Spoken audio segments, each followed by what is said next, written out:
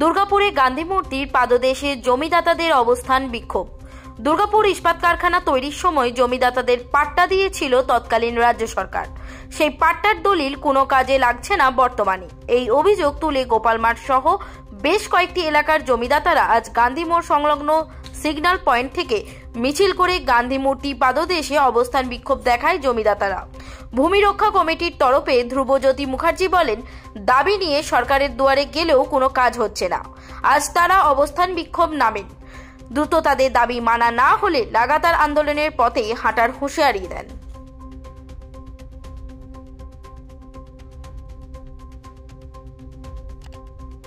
আমরা দীর্ঘ 7 মাস 8 মাস ধরে লড়াই করছি। আপনারা যারা জানেন, আমাদের সাংবাদিক বন্ধুরা, যে আমরা যখন জমি ছেড়ে এসেছিলাম, যে 9টা গ্রাম ডিএসপির জন্য যখন জমি ছেড়ে এসেছিলাম, 1961 সালে তৎকালীন রাজ্যপাল আমাদের জমির লিজ দিয়েছিলেন। সেই লিজ 33 বছর পর তামাদি হয়ে যায়। আজও আমরা যারা অরিজিনাল এই মাটির ভূমিপুত্র, যাদের অবদানের জন্য শহর, আজও আমাদের জমির দলিল নেই, আমরা ব্যাংক ঋণ পাই না। আমরা দীর্ঘদিন ধরে আমরা এই ব্যাপারে আন্দোলন করছি। আমরা এসডিএম সাহেবকে অন্তত 12-13 বার এই ব্যাপারে চিঠি দিয়েছি, কিন্তু কোনো ভ্রুক্ষেপ কেউ করছেন না। ওই জন্য আজকে বাধ্য হয়ে শহরের জনবহুল রাস্তায় গান্ধী মূর্তির পাদদেশে আমরা শান্তিপূর্ণ অবস্থান বিক্ষোভ বসবো। কতক্ষণ চলবে আজকে প্রতীকী অবস্থান বিক্ষোভ? আজকে আমরা 1 ঘন্টা বসছি। আমরা দেখি যদি সরকার থেকে কোনো বার্তা দেয় ইতিবাচক, খুব ভালো, নাহলে আগামী দিন অবস্থানের সময় বাড়বে, টানা অবস্থান হতে পারে। আপনার নাম দাদা? আমার নাম ধ্রুবজ্যোতি মুখার্জি, ভূমি রক্ষা কমিটি।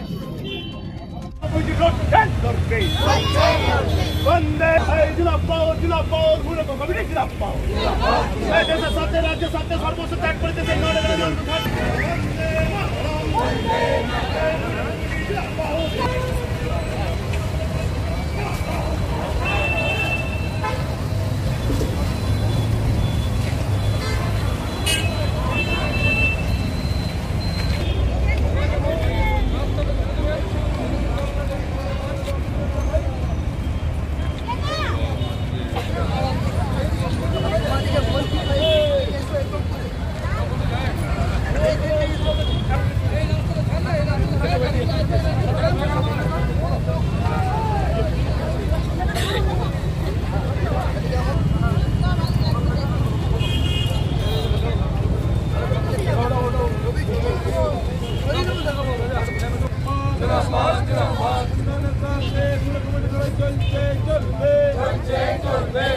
মানুষরা গ্রাম ত্যাগ করে